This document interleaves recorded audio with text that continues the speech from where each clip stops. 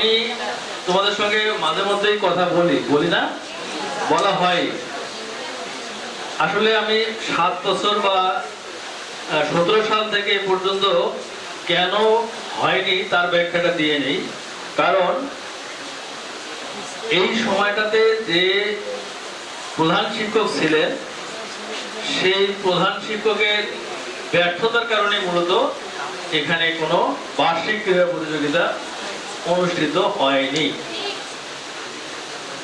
আর আমি আসার পরে প্রথমেই সেই প্রধান শিক্ষককে বলি যে আপনি অবশ্যই এই কাজগুলো করবেন, পাশাপাশি আরো কিছু কাজ করতে হবে। সে ব্যর্থতা দায় স্বীকার করে যখন না স্বীকার করছে তখন আমি তাকেই পাল্টিয়ে দিয়েছি। যে এখন যে প্রধান শিক্ষক রয়েছেন তোমাদের মানে সংক্ষেপে বলতে বলো মৌলভী না,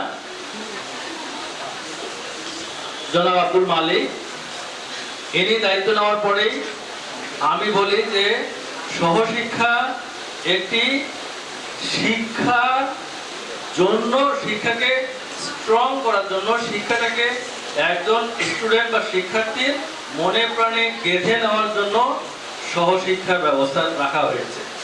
অতএব শিক্ষার পাশাপাশি যদি সহশিক্ষা না থাকে তাহলে ওই শিক্ষা ঠিক বাস্তবতার মুখ দেখে না।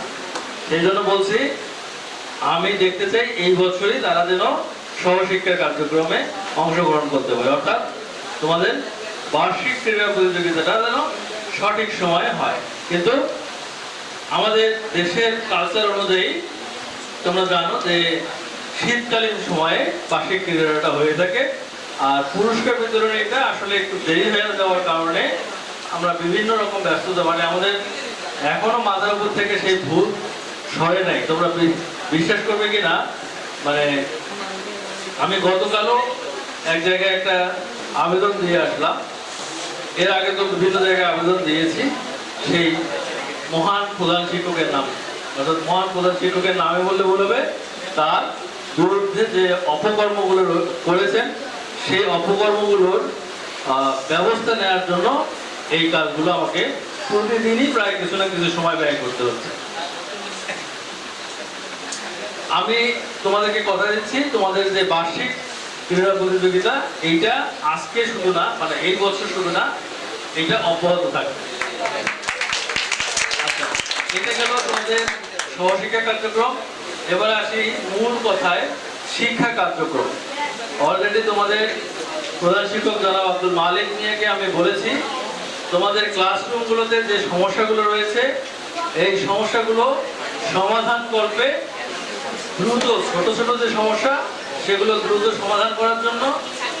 আর বড় যে সমস্যা রয়েছে, যেমন সামনের আমাদের বড় যে মাঠটা রয়েছে এই মাঠটা কিন্তু সম্পূর্ণটা ব্যবহার উপযোগী না,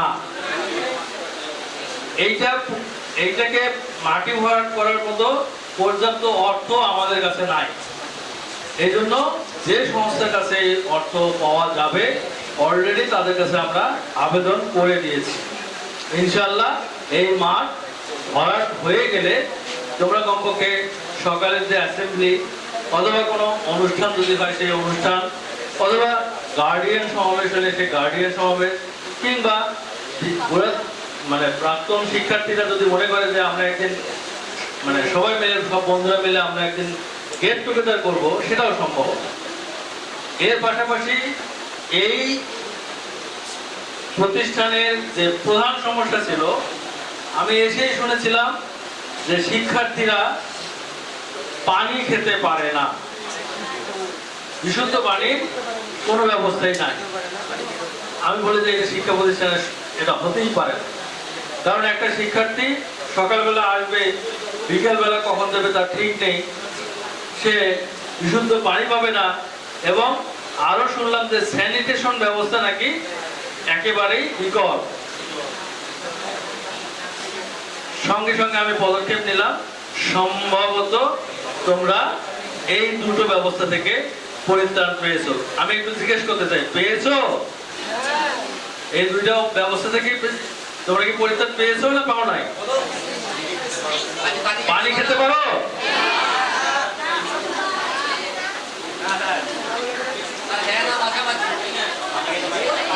তোমরা বিশুদ্ধ পানি পাচ্ছ না পাচ্ছ না? টিউবওয়েল আছে না নাই? টিউবওয়েল আছে? হ্যাঁ অথবা না বলো। টিউবওয়েল নষ্ট মানে আছে তো? আচ্ছা, আগে জানা ছিল যে টিউবওয়েলই ছিল না, তারপর টিউবওয়েলটা দেয়া হয়েছে, হয়তো নষ্ট, আমি ঠিক করার ব্যবস্থা করে দিচ্ছি। নাম্বার 2, তোমাদের স্যানিটেশন ব্যবস্থা আছে না নাই? তোমাদের এই পাশে বাথরুম আছে না? নাই বলছো যে?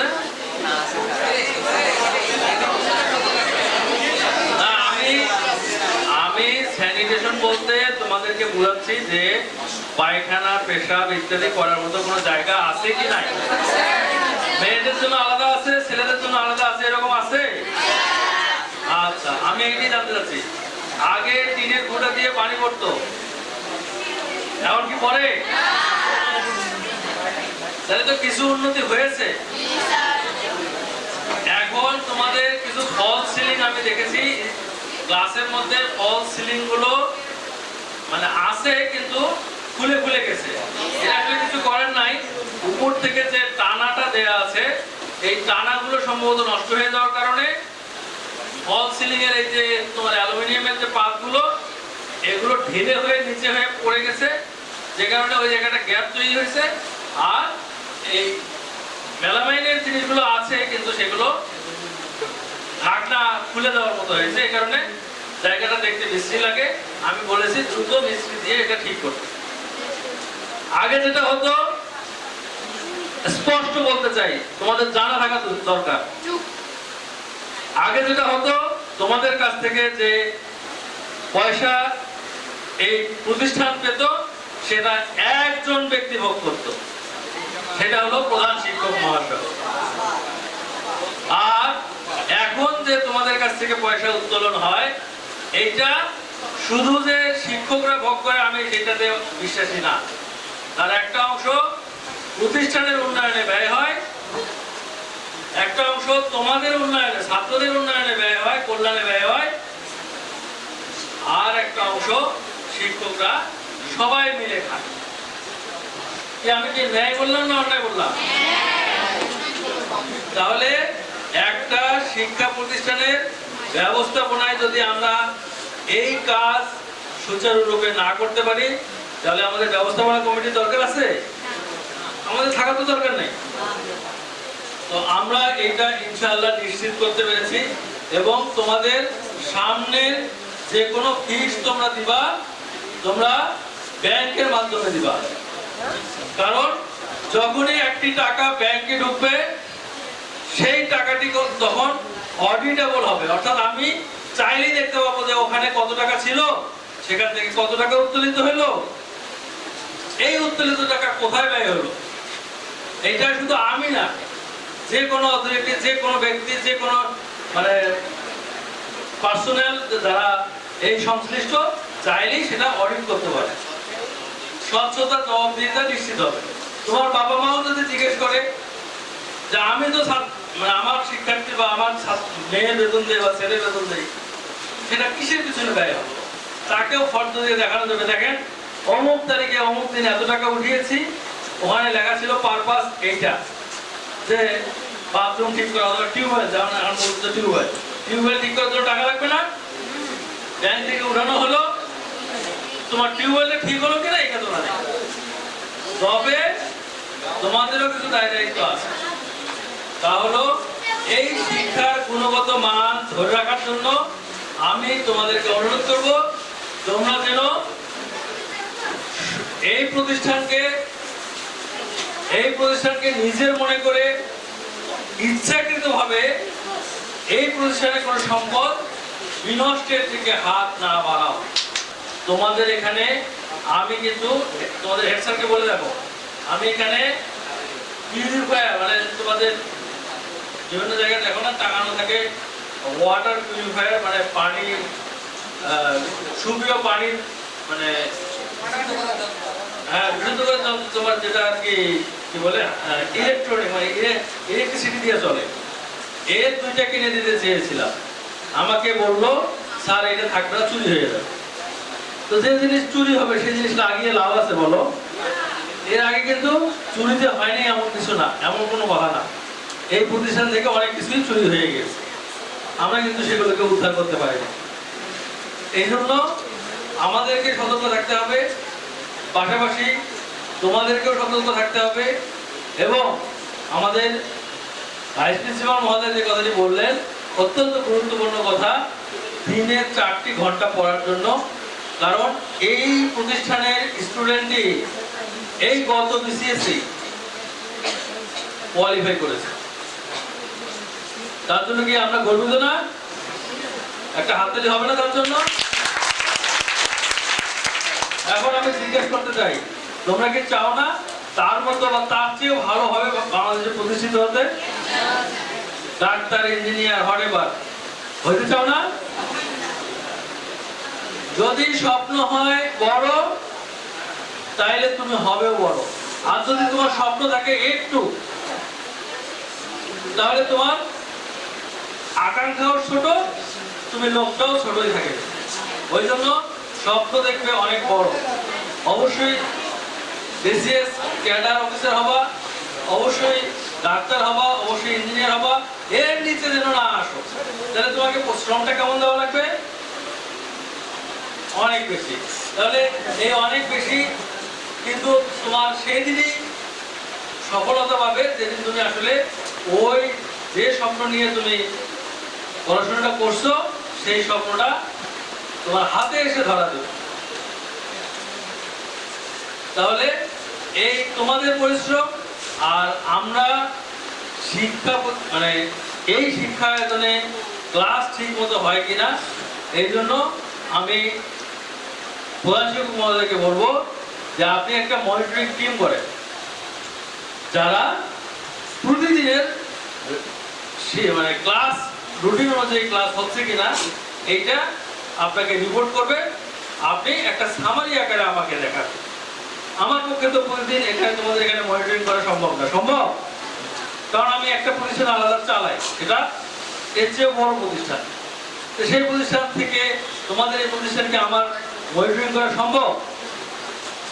তো এই জন্য আমি হয়তো এক দিন আসলাম কি আসলাম না সেটা বড় কথা না, আমি প্রতিষ্ঠান প্রধানকে বলবো যে আপনি মনিটরিং একটা টিম করেন, যে প্রতিদিন রুটিন অনুযায়ী ক্লাসগুলো ঠিকভাবে হচ্ছে কিনা, অথবা কেউ যদি ছুটিতে গিয়ে থাকে তার ক্লাসটা অন্য কাউকে দিয়ে নেওয়া হচ্ছে কিনা, অর্থাৎ সঠিক টাইমে সঠিক ছাত্রছাত্রী ক্লাসে আছে কিনা, ক্লাসের উপস্থিতি কেমন, যদি উপস্থিতি কম থাকে উপস্থিতি বাড়াবেন, এবং ক্লাসে যার যা ডেলিভারি দেওয়ার কথা অর্থাৎ ক্লাসটা যার যা নেওয়ার কথা সঠিক টাইমে সে নিচ্ছে কিনা, এবং আমাকে সামারি আকারে অর্থাৎ সংক্ষেপে আমাকে জানালেই চলবে।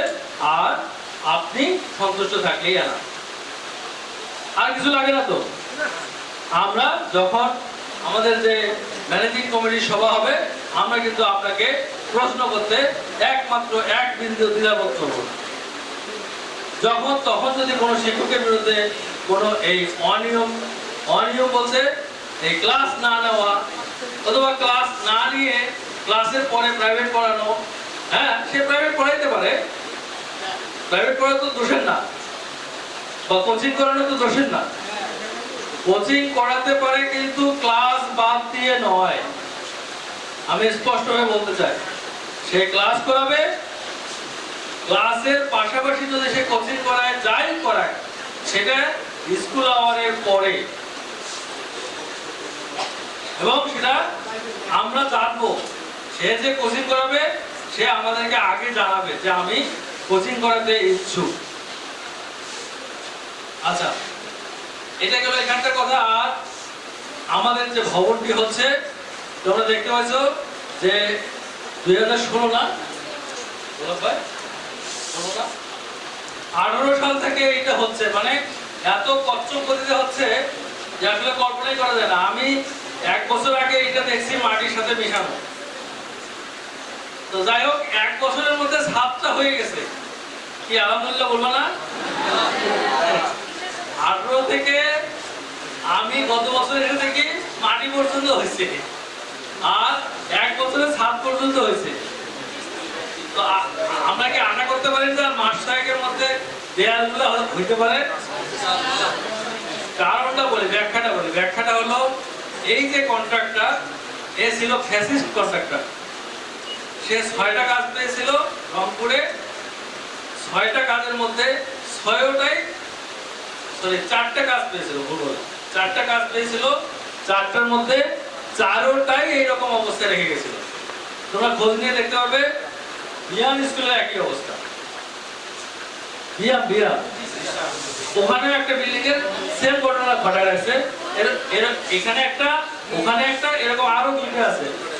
যে 2টা ছিল ওই 2টা ক্যান্সেল করে দিয়েছে। ক্যান্সেল করে দেওয়াতে তার কিন্তু অনেক বড় ড্যামেজ হয়ে গেছে। কারণ যেটা ইনভেস্ট করছে সেটা তো গেছে, তার কিন্তু সিকিউরিটি মানি দেওয়া ছিল সেটা গেছে, তারপরে তার মানে যতগুলো প্রসেসের টাকা মানে লব্ধি করা লাগে সবই কিন্তু সে হারাইছে। সুতরাং তার এখন মাথায় টনক, মানে মাথার ব্যথা উঠছে কত দ্রুত শেষ করে কোন রকমে এখান থেকে চেকটা নিয়ে সে অন্যখানে যায় কাজ করতে পারে। সুতরাং টেনশন এখন তোমার আমার নাই, ঠিক আছে? আমরা টেনশন যা দেওয়া তার আমরা সেভাবে দিয়ে দিয়েছি। সুতরাং আমরা আশা করতে পারি এই যে বিল্ডিং যেটা হচ্ছে এই বিল্ডিংটার কাজ দ্রুত শেষ হবে, এবং দ্রুত শেষ হলে তোমাদের শিক্ষার পরিবেশটা আর একটু হয়তো ভালো হবে। আর পিছনের দিকে যে বিল্ডিংটা থাকলো আমরা এটা যে কোনো সময় ভেঙে ফেলতে পারি, অথবা আরো যদি আধুনিকায়ন করা যায়, কি করা যায় আমরা কমিটির লোকজন বসে আমরা ব্যবস্থা করবো তোমাদের সর্বোচ্চ ভালোটা দেওয়ার জন্য। শিক্ষাটা হলো এইটাই যে তুমি যেটা জানো এটা তোমাকে প্রয়োগ করে দেখাতে হবে যে আমি এটা জানি, ঠিক না? 10 মিলে করি কাজ হারি জিতি নাহিলার, বলতো কে জানে না এই কথাটা? সবাই জানে। আচ্ছা, কাজ করার সময় কেউ কি ডাকে যে ভাই আয় তো একটু কাজটা করি? যদি সেটা আরো নিজের বেনিফিট বা কোনো নিজের যদি কোনো মানে ভালো কিছু হয় ডাকে এখানে তো বলা নাই যে বান্ধবীকে ডাকা যাবে না, ছোট বোনকে ডাকা যাবে না, বড় বোনকে ডাকা যাবে না, বলা আছে? হ্যাঁ ছেলে, তাহলে আমরা জানি সবাই, কিন্তু কাজের ক্ষেত্রে মানতে চাই না। এইটা করা যাবে না। তুমি ভালো জিনিস যাহাই জানিবে তাহাই বাস্তবে প্রয়োগ করে দেখাইতে হবে। তাহার নামে শিক্ষা, এবং তাহার সেই শিক্ষাটাই নিয়েই একজন মানুষের আচরণগত, গুণগত, পজিটিভ বা ধনাত্মক পরিবর্তন তার মধ্যে সাধিত হবে। তখনই তাকে বলা হবে শিক্ষিত। আদারওয়াইজ সে শিক্ষিত না। সে যদি পিএইচডিও নেয়, তার আচরণের মধ্যে যদি সেই পিএইচডির যে প্রতিফলন সেটা যদি না থাকে, লোকজন হাসবে আর এরকম আঙ্গুলে দেখাবে, দেখেন এই লোকটা নাকি পিএইচডি কেমন করে হলো, এই লোকটা নাকি ডক্টরেট করে কেমন করে হলো, এই লোকটা নাকি ইঞ্জিনিয়ার কেমন করে হলো, এটা হলো নাকি? যাও, অনেক কথা বললাম, সামনে আরো অনেক কথা বলবো। তোমাদের যদি কোনো সমস্যা থাকে, আবারও বলছি, ক্লাস করতে গিয়ে তোমাদের যদি কোনো শিক্ষক, কোনো ক্লাসরুম, যে কোনো ধরনের সমস্যা, যেমন একটি কথা নিয়ে বেশ জোরে আলোচনা চলছে যে খাবার পানির ব্যবস্থা, আমি হেড স্যারকে রিকোয়েস্ট করবো অ্যাজ সুন অ্যাজ পসিবল একটা মিস্ত্রি ডেকে আপনি খাবার পানির সুব্যবস্থা করে দেন, যে কোনো উপায়ে হোক। টাকা কোথা থেকে আসবে সেটা পরের কথা, আপনি আগে কাজ করেন, টাকা আমরা পরে চিন্তা করব। তো ধন্যবাদ সবাইকে। আর যে উপলক্ষে আজকে কথাগুলো বললাম তাদের সম্পর্কে কিছুই বলা হলো না। যাই হোক, যারা এই প্রতিযোগিতায় অংশগ্রহণ করেছো তাদেরকে আমি সকলকে বিজয়ী ঘোষণা করলাম। যারা পুরস্কার পাচ্ছ তাদেরকে একটু হয়তো বেশি বিজয়ী করলাম, ডাবল। কিন্তু অবশ্যই যারা বিজয়ী হয়েছ তারা যেরকম পুরস্কার নিয়ে বাড়ি যাচ্ছ হাসি মুখে, কিন্তু বিজিত যারা পরাজিত হয়েছে অর্থাৎ এই খেলায় অংশগ্রহণ করে তারা পুরস্কার পায়নি, অবশ্যই তাদের চেষ্টাটা থাকবে সামনে যে খেলাটা হবে, কারণ এই খেলাটা তো হঠাৎ করে, এই ছেলেমেয়েরা কথা ঠিক বলছি না? এই খেলাটা হচ্ছে হঠাৎ করে, তোমাদের প্রিপারেশন ছিল না। অতএব এখন থেকে প্রিপারেশন থাকুক, সামনের খেলায় তুমি যেন একটা পুরস্কার ছিনিয়ে আনতে পারো, এই কামনা বাসনা এবং আকাঙ্ক্ষা রেখে আমি আমার কথা শেষ করছি।